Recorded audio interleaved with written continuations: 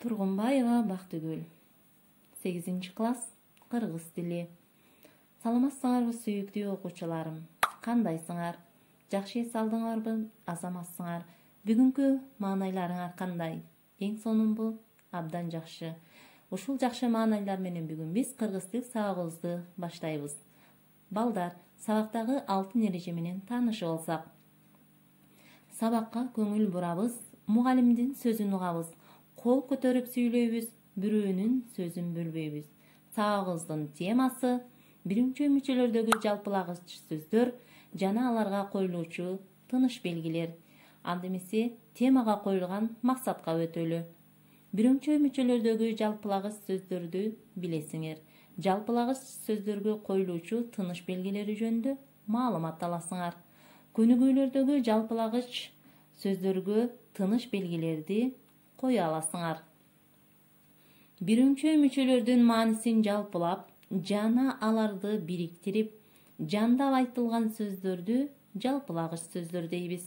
Жалпылагыч сөздөр сүйлөмдүн бардык мүчөсүнө тиешелүү болуп айтылат да, сүйлөмдө биринчи мүчөлөр кандай синтаксистик милдет аткарса, ага тиешелүү болуп келген жалпылагыч сөз да ошондой эле милдет аткарат.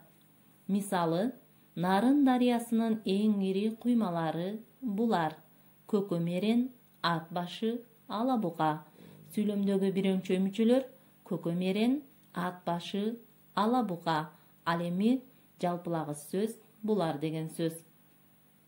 Ал биринчи мүчөлөрдүн маанилерин жалпылап баяндооштун милдетин аткарды. Абдыбек менен Узак экөө жапардыкынан кайтканда саат 11ден өткөн. Сүйлөмдөгү биринчи мүчөлөр Абдыбек, Узак. Ал эми жалпылагыч сөз экөө деген сөз. Биринчи мүчөлөрдүн маанисин билдирип, сүйлөм ээсинин милдетин аткарышты. Жалпылагыч сөздөр чыгыш теги жагынан окшош болгон түшүнүктөрдү жалпылап көрсөтөт. Ошондуктан алардын милдетин негизинен булар, алар, бүт, бүткүл, баары деген ата тооштор, жандама сана тооштор жана айрым жалпылама маанидеги сөздөр аткарышат.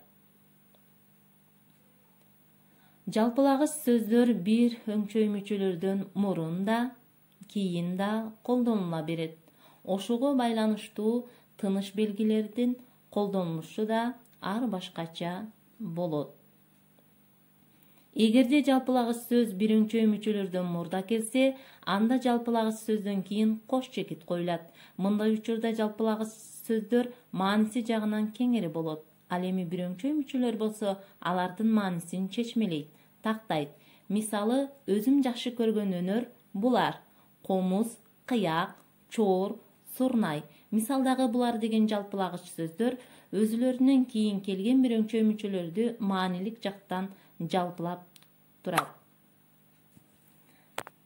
Эгерде жалпылагыч сөз биринчи мүчөлөрдөн кийин келсе, анда жалпылагыч сөздөн мурда сызыкча коюлат. Мисалы, силер да, мен да баарыбыз элибизди сүйөбүз. Ал күнү Каныбек, Алым экөө кетпей калышты. Мисалдарда баарыбыз экөө деген жалпылагыч сөздөр биринчи мүчөлөрдөн кийин келип, алардын маанилерин бириктирип, жыйынтыктап, жандап көрсөтүштү. Балдар, үйгө тапшырма 186-беттеги 201 көнүгүү. Көп чекиттин ордуна маанисине жана грамматикалык түзүлүшүнө ылайык келген биринчи мүчөлөрдү жана жалпылагыч сөздөрдү коюп көчүргүлө. Алардын синтаксистик милдетин аныктагыла жана тиешелүү тыныш белгилерин койгула. Көңүл бурганыңарга чоң рахмат, саламатта калгыла.